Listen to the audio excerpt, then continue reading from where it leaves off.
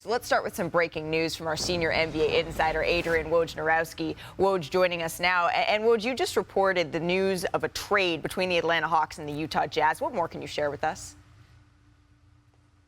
Malika, that's right. The long-awaited John Collins trade out of Atlanta.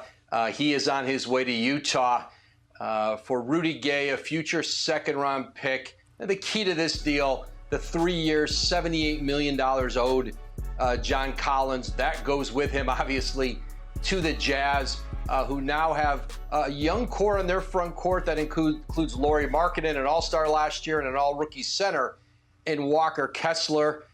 They drafted Taylor Hendricks out of Central Florida, another power forward. And you start to see the shape now of a team in the West that can really start competing for the playoffs. But for the Hawks, this was a chance to restart resetting their payroll. This gets them under the luxury tax for now, which allows them to operate with a number of other potential trades. They are not done in Atlanta. I'm told Landry Fields, their general manager, he has the approval to go back up and be in luxury tax if he needs to do that to improve this roster. But John Collins, in this new collective bargaining agreement, this new day in the NBA, at about $25 million a year, that became just a contract that was difficult to move. And now the Hawks move off of him and have the ability to stay in the trade market. They create a $25 million trade exception. This is just the beginning for Atlanta in this offseason. Yeah, to your point, Woj, just over $25.3 million trade exception now for Atlanta. Let's talk about some centers, because you also reported that Naz Reid and the Timberwolves, they reached a new deal last night. They now have 3 high-priced bigs on their roster. I'm talking about Karl-Anthony Towns, of course, Rudy Gobert. Do you expect to see any changes to that core, Woj? That's right, Malika. Naz Reid, 3 years, $42 million to stay with the Timberwolves. Really a great development success story for them. Undrafted out of LSU, came into his own last year in Minnesota, and they keep him out of unrestricted free agency now. And so certainly Karl-Anthony Towns and Rudy Gobert under contract. What this allows Minnesota to do is, if they decided to make a trade, perhaps around Karl-Anthony Towns in the next year or two, they've got tremendous insurance now with Naz Reid, who you saw the immense role he played with that team. They missed him down the stretch with that fractured wrist in the play-in and then the playoffs. But certainly, this is the kind of player you just don't want to let out the door. You signed him, you brought him in, you developed him, and now he stays there. And it just gives them some optionality in Minnesota as they continue to try to figure out how they're going to build this team around Anthony Edwards. I'm still shocked at how quickly people forget how much they gave up for Rudy Gobert. I don't know why these guys are going for so less. I understand that people are scared to spend money and they want to dump some salary. But Bradley Beal, another guy I thought could have gotten more for. I think John Collins just 2 years ago led this team to the Eastern Conference Finals and was a big part of that. I think they could have got a lot more for him in terms of for at least picks if you didn't want players. But I'm just shocked at how little they got for him in return. So welcome to the new collective bargaining agreement. Right. Like, that's where Rushed we are now. under the second apron. Minnesota is a team Woj just mentioned as well. You look at what they're setting up for in terms of how expensive they're going to be. This is what the new CBA is doing, is if you're approaching the second apron, we keep calling it that, and it doesn't mean anything to people outside of basketball, it's basically a hard cap. If you go over that second apron, it's really hard to build your team, and it's really hard to fill out your roster. So you're going to see trades coming up this year all the way through the season that will not make sense. That you're going to wait, he went for what? Then you got what back? No, what they got is cap space. But what they got is under the second apron. Yeah, Perk, one thing that Woj said, though, that got my attention was the Atlanta Hawks aren't done. Right. This creates some room for them. They are not done here. What was your reaction to this trade? They cleaning house, and they're wanting to win now. And look, we could sit up here, we could talk about, can Trae Young and Murray, can they coexist? I believe that they're about to start building what they build around those two guys. And listen, The Trae Young wants to win now, and like we hear the rumors about maybe Trae Young being a guy that's going to get traded maybe to the Lakers, or he's on a trade block and he may want to test the waters. And we know that he has an aggressive agent in Rich Paul. So you got to make moves to satisfy this young superstar and to show that you want him here long term and that you want to win now. And we know that John Collins, you know, he had his ups and downs when it came down to him in that locker room. But for them to publicly say they're not done, for Woj to say that, that is scary for the rest of the league, because that means that they have big plans, and we don't know who they tend to might go after in this free agency. What free agent do you think is going to have the biggest impact on this offseason?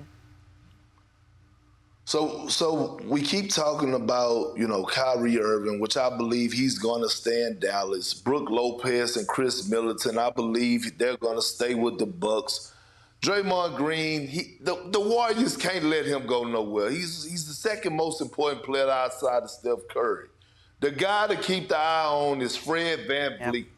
And he is the most underrated free agent out there on the market. When it comes to championship level pedigree, he has that. When it comes down to being able to play a combo guard and fit in any system, he does that. He is one of the greatest undrafted players to ever play the game of basketball, and he's still going. This guy's a true professional. He's a winner. He brings value to a title contender. Hell, he brings value to a team that's in the rebuild stage because of his leadership skills. And I said this earlier last week. If I'm the Philadelphia 76ers, and we know the love affair that Daryl Morey and James Harden have for one another, but I'm not trying to dip all my eggs into trying to re-sign James Harden. If I get an opportunity to bring in Fred VanVleet, I'm going to do that before I re-sign James Harden.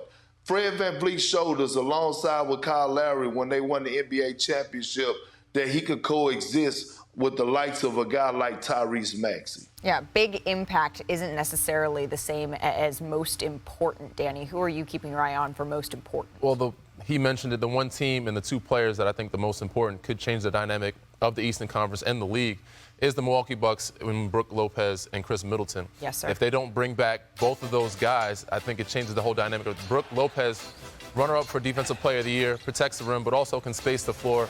He's a huge impact for them on both ends of the floor. And if another team were to get him, it could change their whole organization around. And if Milwaukee doesn't keep him, it could change the whole outlook of how Milwaukee looks. If they let one of these guys walk, Chris Middleton as well, all-star caliber player, can score 20-plus points a game for you. If they don't bring back both of these guys, if one of them, and it also changes the dynamic of how other guys like Giannis looks at what direction the organization is going in if they lose one of those guys. So that's an important impact and key for this offseason of free agency. Brook Lopez, one of the most unique centers, right, in the NBA. And since we're talking about centers, Woj mentioned it a little bit, but Ramona, what are you hearing about the direction of the Timberwolves? Because again, having three centers, high-paid centers on your team, is that what they're going to stick with? And by the way, Anthony Edwards is due for an extension. Right, good point. So you kind of just have to do the math. And you know, they're saying all the right things publicly. I think there's a sense that, you know, you don't have to get under the second apron this year. You have some time to get there. But Karl-Anthony Towns is $200 million plus. Okay, Rudy Gobert, $200 million plus. Anthony Edwards is going to sign a supermax. Then you have Jaden McDaniels, who is extension eligible. Now you just signed Naz Reid. Like, at some point, there's just not going to be enough for everyone to be a functional team anymore with this second apron here. And so I think this is a situation to watch as we go through this summer and into next year. I don't think right now, as Woj said, maybe in the next year or two, but things can change quickly in the NBA. I love Danny Green, though, by the way. He's the most important free agent. Sit next to him. Yeah, starting his role. He's our most important free agent. Absolutely. Myself, but, Pop the collar. I have to wait till the big chips fall first. You're a big chip in our minds. Star in his role. I appreciate it. Well, but I saw you nodding along as Ramona was sort of talking about the decisions the Timberwolves have to make. Your thoughts? I mean, like I said, it's all math situation. There's a lot of guys under contract, but the second apron does kick in. They have some time. But I think they're setting themselves up to be prepared for moving one of those big men. I believe that it's time for the Minnesota Timberwolves to move on from Karl-Anthony Towns. And I said this last season. I said it this season. That franchise belonged to Anthony Edwards. And Nas Reed, before he got injured, was balling out of control. Fit well alongside Anthony Edwards and McDaniels, playing his role to the T. The thing about him that makes Nas Reed so special is that he could play a 5. Yes, he's undersized, but offensively, he does a hell of a job of mixing it up. If you want him to dive to the basket and be a live threat, he could do that. If you want him to stretch the floor, he's knocking down the 3 at a consistent basis. You talk about bringing tenacity, he brings it every single night on both ends of the floor. High motor guy, relentless, fearless, all that and above. So now you're to the stage where you're starting to say, we're going to turn the keys over to Anthony Edwards. That's a given. Now, let's start building around him. Karl-Anthony Towns has had his time and his opportunity to take over this franchise, and he hasn't. If I'm the Minnesota Timberwolves, I move on from Karl-Anthony Towns, and I can see what I can get for him, and I build around this young core that I have there already. Thanks for watching ESPN on YouTube. For live streaming sports and premium content, subscribe to ESPN+.